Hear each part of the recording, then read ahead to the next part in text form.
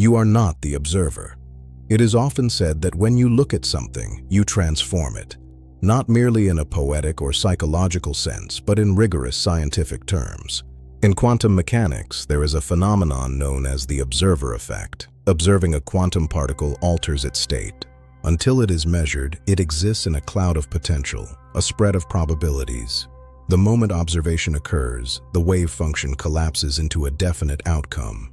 Observation does not simply reveal reality, it participates in shaping it. And this is not confined to physics laboratories.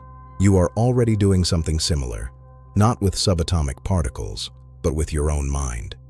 Each time you look inward, things begin to shift. Thoughts slow, emotions soften or reconfigure, patterns dissolve. Many people notice that the act of observing a thought often causes it to disappear. Fear shrinks under scrutiny. Craving weakens when seen clearly. Clarity emerges simply through attention. Why does something so apparently passive, observation, have such power? More importantly, who is doing the observing? This is where the inquiry becomes destabilizing. The more closely you look, the less solid the observer appears. The sense of a fixed vantage point begins to slip, like trying to stand firmly on ice. Eventually, it becomes evident that the observer you assumed was stable may itself be part of the illusion. This is the subtle error underlying much spiritual seeking. It begins with the assumption that there is a separate self who can step back and witness experience, untouched, silent, pure. Initially, this feels like progress. It brings space and relief. But when you attempt to locate this observer, you never quite arrive. You say, "I am the witness." But who noticed that statement? From where was it seen? Follow this inquiry honestly, and the entire structure of self begins to unravel. What remains is not a more refined identity, nor a grander witness. It is the recognition that there is no fixed observer at all. When inner exploration begins, it usually begins in confusion. The mind feels chaotic. Emotions overwhelm. Identity feels entangled in thought. So a simple instruction is offered. Observe. Be the watcher. At first, this works. The idea of an inner observer becomes a refuge. You begin to say, "I am the awareness behind the thought," or "I am not the mind. I am the witness of the mind." And this provides relief. Reactivity decreases. But if you remain honest, something curious emerges. Now you are watching thoughts, but you are also aware of yourself watching thoughts. A doubling occurs. The observer itself becomes observable. Sometimes it seems located in the head, sometimes in the chest, sometimes just behind the eyes. If it were truly your immutable core, why would its location shift? Sit quietly and examine this carefully. What you call the observer is simply another appearance, subtle, but still an appearance. It is a perspective, a role, a position within awareness. If you can notice it, describe it, or move in and out of it, it is an object, not the subject. This reveals something essential. Observing is happening, but there is no fixed observer doing it, just as seeing occurs without a tiny person behind the eyes. Witnessing occurs without a central witness. You are not a static seer, you are the seeing itself, and seeing belongs to no one. The mind resists this. The shift from identifying as the observer to recognizing that observing simply occurs without an owner is where the structure begins to dissolve. The question of deep sleep. A common confusion arises around deep sleep.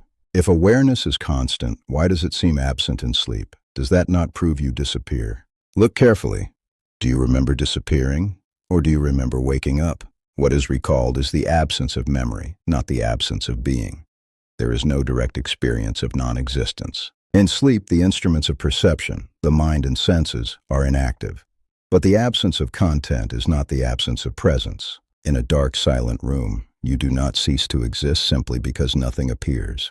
Similarly, in deep sleep, presence remains, but it reflects nothing. The disappearance of the observer in sleep reveals something profound. The sense of being someone watching is not fundamental. It is a temporary formation. If it can vanish, it cannot be what you are. Direct examination. Sit quietly now. Notice the simple sense. I am. Not a thought, not a concept. Just the undeniable sense of being. Where is it located? Is it behind the eyes? In the chest? Somewhere in the head. If you find a location, notice that you are observing that location, which means you are not confined to it. Now ask, from where is that being observed? Each time you locate a center, it becomes an object, and anything observed is not the observer. At first you identify as the body, then you see the body as observed. You identify as the mind, then the mind is observed. You identify as the witness, then even the witness is observed. The I keeps receding inward, shedding layers. Eventually, no fixed point remains. There is only pure seeing, without subject or object. The final dissolution. You attempt to stabilize as the observer, but each time you examine it, it dissolves into appearance. First it seems thumb-sized, then it expands to fill the room, then it becomes unlocatable. There is no center to grasp. By now, it is evident, everything you believed to be the observer was simply another layer of mind. You cannot find yourself as an object, because to find it would require stepping outside of it. And what you step outside of cannot be what you are. You are not a location, not a perspective, not a position. You are the unbounded clarity in which all positions appear. Nisargadatta Maharaj on the witness. Nisargadatta Maharaj said, "The witness is the reflection of the real in all its purity. It depends on the condition of the mind. Where clarity and detachment predominate, the witness consciousness comes into being. The witness is not the final truth. It is a reflection, like the moon reflected in still water. When the mind is calm, the reflection appears clear. When the mind is disturbed, it distorts. But the moon itself is never in the water. Similarly, the witness depends on mental clarity. Awareness itself does not. Inquiry is a tool, a pointer, a temporary support. Eventually, even the witness dissolves. And what remains is not a thing, not a state, not an identity, just the undeniable fact of knowing. Without owner, without center, without boundary. And here the teaching ends and silence begins.